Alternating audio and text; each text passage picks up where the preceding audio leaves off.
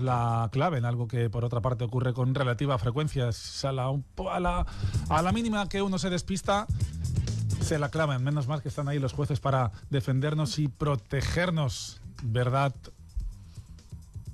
Neus? Sí. ¿Cómo estás? ¿Verdad? Bien. Neus Lafuente, del despacho de Moya y Emery, que nos acompaña este martes para hablar de eso, de un abuso en este caso, unas cláusulas abusivas que ponen a veces los bancos, y nos vamos a referir en este ratito de radio hasta que sean las 11. Estamos, por cierto, también en directo a través del canal de Facebook Live en Radio Calvía FM. Una sentencia del 28 de agosto nos llega desde Zaragoza, pero es una sentencia muy interesante porque anula 2 seguros que una entidad, el Banco Sabadell concretamente, había impuesto a un cliente cuando quiso contratar una hipoteca. Cuéntanos. Exacto, así es.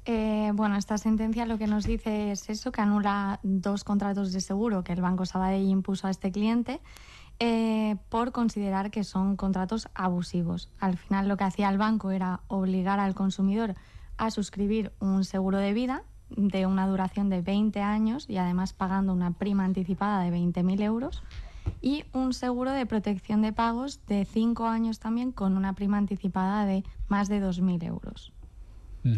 Una cantidad de dinero que metieron allí sin que este hombre, vamos, lo comiera ni lo bebiera, ¿no? Exacto. Él decidió ir a juicio y de momento en primera instancia ha ganado. Exacto, ha ganado, sí.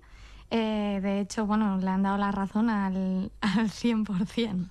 Al 100%, luego habrá que esperar todavía la segunda instancia, entiendo, pero ya es una jurisprudencia o al menos una sentencia novedosa en este sentido, ¿no? Sí, totalmente. Bueno, vamos a empezar desde el principio, si quieres, y nos cuentas qué son las cláusulas abusivas, aunque su nombre lo indica bastante, pero bueno, si nos quieres técnicamente explicar qué son esas cláusulas abusivas de las que tanto, por cierto, estamos oyendo hablar últimamente. Hace años que existen, pero ahora es cuando se les está metiendo mano por parte de la justicia, ¿verdad? Exacto. Bueno, al final son condiciones que te imponen en un contrato que lo que hacen es suponer un desequilibrio muy importante entre los derechos y las obligaciones que se establecen en ese contrato y siempre en perjuicio del consumidor. Es una cláusula, lo más importante es que no ha sido negociada individualmente, es decir, que el consumidor al final no ha tenido poder de decisión, ha sido en este caso el banco, por ejemplo, pero existen otros muchos casos, como puede ser compañías de teléfonos o aerolíneas o lo que sea, que te imponen las condiciones y tú solamente puedes decir sí o no, pero ya está.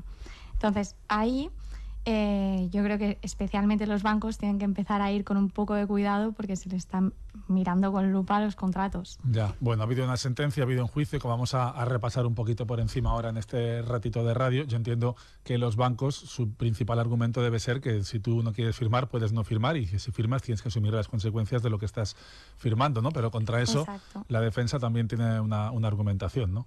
Sí, la defensa básicamente lo que dijo era que al consumidor le obligaron a firmar ese contrato de seguro de vida y ese seguro de protección de pagos para que le concedieran la hipoteca. Además le hicieron pagar esa prima de más de 20.000 y más de 2.000 euros, pero lo importante de eso es que, claro, él tampoco tenía el dinero para pagar esa prima. Entonces lo que hizo fue prácticamente la totalidad, unos 19.500 euros, se lo metieron dentro de la hipoteca, con lo cual lo que hicieron fue aumentar todavía más el préstamo hipotecario que le estaban concediendo. Claro. ¿Qué pasa? El banco se beneficiaba totalmente con los intereses de esos 19.500 euros que le metió también. Le obliga a pagar todos los meses un extra, un añadido por esa contratación. Exacto. Obligada, ¿no?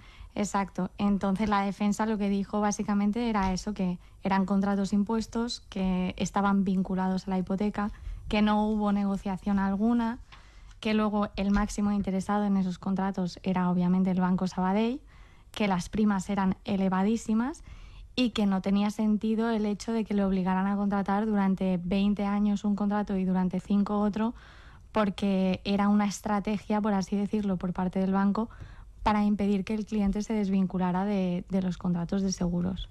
Esa fue un poco la defensa del cliente del banco. ¿Y funcionó? Funcionó totalmente, sí. ¿Funcionó por qué, Neus? Bueno, funcionó porque la decisión judicial al final lo vio clarísimo. Dijo, bueno, primero porque es verdad que los argumentos del banco para mí no fueron muy buenos. ¿Cuáles eran? A ver. O sea, los argumentos fueron primero, argumentaron dos cosas, un poquito de forma y luego una cosa de fondo realmente, pero el fondo es que ni siquiera casi entraron a defenderse. La forma fue falta de legitimación pasiva, que eso significa como, no me tenías que poner la demanda a mí, porque realmente los contratos los firmó con Sabadell Vida y Sabadell Seguros Generales. Es un poco de morro ya directamente argumentar esto, ¿no? Porque Exacto. Lógicamente a esa persona se le pusieron los papeles encima, la misma persona con la que contrataba el préstamo hipotecario le puso el resto de papeles y los tuvo Exacto. que firmar todos, ¿no? Entonces ellos dijeron, no, es que no los has firmado con Banco Sabadell, los has firmado con Seguros Sabadell. Bueno, pero es que es el mismo grupo de empresas. Entonces era un argumento flojito. Y luego otro argumento también de forma fue que tendrían que haber solicitado la nulidad del seguro. Eso da igual. Tú, si estás diciendo que estás en un contrato que tiene cláusulas abusivas, el mismo juez te declarará la nulidad del contrato de seguro si ve que es nulo de pleno derecho por la abusividad del contrato. Y luego el único argumento de fondo que dijeron fue que, oye, el cliente ha estado debidamente informado de todo. Ha firmado porque ha querido, ¿no? Él sabía todo lo que se decía ahí. Sí, bueno, sabía todo lo que se decía, pero si lo que dices es abusivo, ¿de qué vale que lo sepa? Ya. Entonces, esos fueron un poco los argumentos. Obviamente el juez no compró ni uno. Claro. O sea, el tema es cuándo se empieza a ser un contrato abusivo y cuándo deja de serlo, ¿no? Bueno, yo creo que la clave es fácil. Desde el momento en que tú perjudicas gravemente, y sobre todo en los casos de los consumidores. Un consumidor al final está en una situación siempre de desventaja ante una empresa. Con lo cual, un banco que se aproveche de ese desconocimiento o que simplemente te diga, bueno, te lo leo por encima y por encima dice esto, y al final la persona lo que quiere es que le den una hipoteca y va con quiero la hipoteca. No estás ni escuchando mucho lo que te están diciendo. Y sobre todo el aprovechamiento, esa desventaja entre los derechos y las obligaciones que te está dando ese contrato. Ahí es abusivo. Ya. Bueno, ¿cuál fue un poco la sentencia judicial? Ya sabemos que le dio la razón al cliente del banco en este caso, pero ¿qué es lo que argumentó? Sí, bueno, el juez lo que dijo fue ya de primeras nulidad del contrato de los seguros por abusivos. Y luego la condena fue que condenó al Banco Sabadell a devolver la prima abonada inicialmente, más los intereses que habían abonado en función a esa prima, más los intereses legales, y también le condenaron en costas. Entonces fue ganada por goleada, o sea, ganó totalmente. ¿Y tú crees que está suficientemente bien argumentado para que en segunda ¿cuál es? ¿El Tribunal Superior de Justicia de Aragón? Exacto, yo creo que sí. Que ganará. Yo creo que ganará. Tampoco sabemos si lo han recurrido o sí que todavía no se sabe, claro, es muy reciente, no lo sé. Es súper reciente, no ha pasado un mes todavía. Por desde eso, que se todavía están en tiempo esa sentencia recurrir. A la que seguro muchos despachos como el vuestro se va a agarrar a partir de ahora, ¿no? Lógicamente. Claro, nosotros ahora viendo esto, a ver, hasta el momento habíamos visto muchísimos temas de cláusulas abusivas, pero no en tema de contratos de seguros, que es verdad que si lo piensas dices, ostras, ¿cuánta gente ha pedido una hipoteca y le han pegado ahí un contrato de seguro de vida, un contrato, muchísimos? Porque es que yo ahora lo pienso y digo, si es que es verdad, si es que te ponen ahí el seguro de vida metido. Siempre. Entonces, yo lo que hago es animar a la gente a que nos traiga las escrituras de hipoteca, nos traiga los contratos que ha firmado con el banco y revisarlo, porque seguramente que a partir de esta sentencia habrá mucho. Habrá un antes y un después. Pero, por ejemplo, en este caso, Neus, el hecho en sí de que te obliguen a firmar un seguro de vida, eso ya de por sí, ¿tú crees que podría ser llegado a ser considerado como una práctica, una cláusula abusiva en un contrato hipotecario? En sí no tiene por qué. Es decir, tendría que ser que las condiciones que te impone ese contrato sean como estas, ¿no? Que te ponga una prima elevadísima, que luego encima te metan la prima que no puedes pagar, te la metan en la hipoteca, que sea una duración de 20 años, que es excesivo. Hay que mirar las condiciones, precisamente. Si te ponen unas condiciones normales en las que los derechos y las obligaciones están compensadas, ahí no se podrá declarar abusivo. Pero en el caso de que sea como este caso, claro que sí. Bueno, Podemos encontrar entonces, nos dices, otras cláusulas abusivas impuestas por los bancos, porque más de uno ahora estará pensando, ¿y si mi hipoteca tiene una cláusula abusiva? Exacto. Bueno, habrá que empezar por decir que imagino que hay un límite temporal para mirar hacia atrás, ¿no? De la retroactividad no podemos irnos a hipotecas que hayamos firmado hace 15 años, ¿o sí? Bueno, si está todavía en vigor la prima, a lo mejor sí podríamos. No, ¿o qué? es que precisamente ahí está un poquito el tema. Es el punto, yo creo que más controvertido y más de actualidad para los bancos, que yo creo que están ahí temblando y esperando la decisión, porque precisamente hay una disparidad de criterios según el órgano jurisdiccional que te toque un poquito. Sí. Lo que te dice el Código Civil hasta que fue reformado, anteriormente eran 15 años para llevar a cabo las acciones de reclamación. Sin embargo, con la reforma del Código Civil lo que te dice es que son 5 años para atrás que puedes llevar a cabo la reclamación. ¿Qué pasa? Que en el caso de las cláusulas abusivas ha salido una tendencia que ha cogido bastante fuerza, que lo que te dice es que la acción de reclamación no prescribe nunca. Es decir, que es una consecuencia inherente, por así decirlo, de la declaración de nulidad de una cláusula abusiva. Que hasta que no se declare abusiva esa cláusula, no se puede prescribir en ningún momento. Por lo tanto, aunque tú tengas una hipoteca de hace no sé cuántos años, si esa cláusula no ha sido declarada abusiva, todavía puedes llevar a cabo la acción de reclamación. ¿Qué pasa? Esto, claro, puede perjudicar gravemente a los bancos, con lo cual... Te puede crear una inseguridad jurídica importante también, ¿no? Exactamente. Entonces lo que pasa es que ahí han salido estas dos vertientes de 5 años o imprescriptible. Lo que ha pasado es que la Sala Primera del Tribunal Supremo, él mismo se ha agobiado con tener que tomar la decisión de decir, bueno, yo tengo que implantar un poco de doctrina y decir un poco hacia dónde tiene que ir la cosa, porque no puede ser que si te toca en Barcelona es imprescriptible y si te toca en Madrid, por ejemplo, a los 5 años ya prescrito. Pero ellos mismos tienen la duda de qué es lo mejor jurídicamente hablando. Entonces lo que han hecho es elevar una cuestión prejudicial al tribunal. Vamos, que se van pasando la pelota. Al Tribunal Europeo, porque teóricamente ellos tenían que tomar una decisión el 23 de junio. Ajá. No ha pasado. Han hecho esta cuestión prejudicial, están esperando a que conteste el Tribunal Europeo. Hasta el momento no ha dicho nada y después de eso, según cómo respondan las preguntas que ellos han planteado, veremos cuál es la tendencia. Ya. Ahora, ¿qué pasa? Que todas las reclamaciones que estamos poniendo a los bancos por cláusulas abusivas, su defensa es, pues obviamente, la que más les interesa, que es a mí no me preguntes nada porque han pasado 5 años, o a mí no me preguntes nada porque estamos todavía esperando la resolución del tribunal. ¿Y contra eso qué puede hacer un abogado, no ya un cliente? Bueno, nosotros seguimos interponiendo las demandas igualmente. Estamos esperando a ver cuál es la tendencia. Porque y cuál es la un juez de doctrina. primera instancia que se encuentra con una demanda de ese tipo, ¿qué puede hacer? ¿Decir que va a esperar también? ¿Puede dejar una sentencia colgada a expensas de lo que diga un tribunal quién sabe cuándo? Hombre, ¿Es posible eso procesalmente o no? Tendrá que resolver, tendrá que resolver.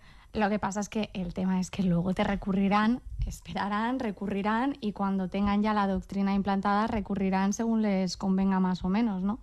Pero bueno, ya ves, este es el ejemplo de que las demandas se siguen interponiendo igualmente. Bueno, dentro de las hipotecas se ha hablado mucho siempre de lo que son los gastos, ¿verdad? Los gastos de constitución de la hipoteca, los gastos notariales, etcétera. Y hay una parte que es recuperable, nos lo querías contar también esta mañana, ¿no? Exacto, sí. Bueno, ahora esto sí que ya está implantado al 100% y ya hay una jurisprudencia clara porque también se elevó al Tribunal Europeo preguntando también lo mismo porque no sabían cómo resolverlo. Lo que dicen es que los gastos notariales se pueden recuperar al 50%, los de gestoría al 100%, registro al 100%, tasación al 100%, y lo único que no puedes recuperar es el impuesto de actos jurídicos documentados. Entonces, lo que te dicen es que, claro, todas las hipotecas previas a 2019, lo que te hacía el banco era, pues tú, como eres el que pide la hipoteca, pues tú eres el que paga todos los gastos.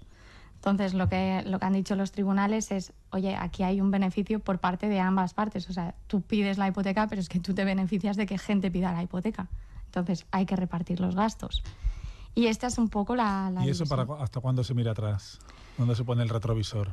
Seguimos con lo mismo. ¿Igual? O sea, seguimos con lo mismo. Pero que entonces, a ver, Neus, imagínate, yo tengo una hipoteca del 2006 Y, lógicamente, he pagado el 100% de los gastos notariales. Me puedo ahorrar a lo mejor 1.200 eurillos, que siempre vienen bien. Sí. Claro, si yo no me puedo exponer a presentar una demanda contra el banco porque corro el riesgo de que finalmente por X o por Y me la acaben tumbando y entonces tendré no habré recuperado ni un céntimo y además tendré que asumir todos los gastos, ¿no? Yo creo que lo más inteligente ahora, esto tiene que estar al caer de resolverse, más que nada porque ya te digo, tenía que resolverse el 23 de junio. No creo que tarde mucho más. Yo ahora lo que haría es, gente que tiene clarísimo que es de 2019 hacia atrás, pero con un máximo de 5 años, pon la demanda al 100%, porque la vas a ganar pase lo que pase en esta resolución.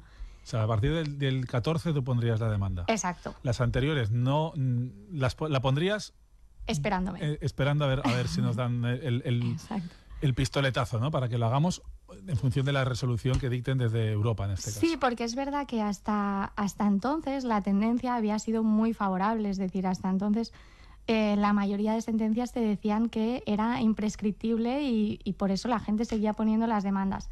El hecho de elevar la cuestión ya al Tribunal Europeo, yo lo que haría es, como se va a implantar una doctrina muy clara, igual que ha pasado con los gastos los gastos hipotecarios, es esperarme un poquito. Pero los que sean 2014, 2015, 2016, 17, 18, 19, porque posteriores a 19 ya encontrarás hecha la división. Entonces es complicado que 2019, 20, 21 haya algún banco que te diga no, pagas todos los gastos tú. Pero los previos yo la pondría, pero al 100%, porque pase lo que pase, es que la vas a ganar. Vale, y luego en su caso, si los tribunales dan la razón a quienes ahora mismo abogan porque no hay prescripción posible, entonces ya sí que nos podríamos tirar con la certeza absoluta de que vamos a ganar. En la justicia nunca hay certezas absolutas. Nunca, no, eso es verdad, porque siempre puede haber un juez que diga, oye, yo no creo... O un abogado que lo prepare mal, quiere decir, las culpas repartidas. Neus. También hay abogados que no saben por dónde pegarle el tiro, pero bueno. También es verdad, sí. Sí, totalmente. Certeza absoluta no, pero es verdad que teniendo clara una doctrina hacia dónde va a ir y teniendo... Yo seguro que pondría la demanda, eso lo tendría clarísimo. Claro, pero tú conoces muchos abogados y sabes a cuál acudir, ¿eh?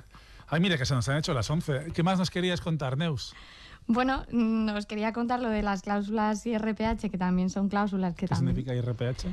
Bueno, es un índice, realmente lo que son las cláusulas IRPH, básicamente, resumido, porque es un poco complicado de explicar, es un índice que te ponen variable sin que tú prácticamente te des cuenta de que es variable porque ni siquiera lo entiendes, así como te lo ponen, ¿sí? ¿Vale?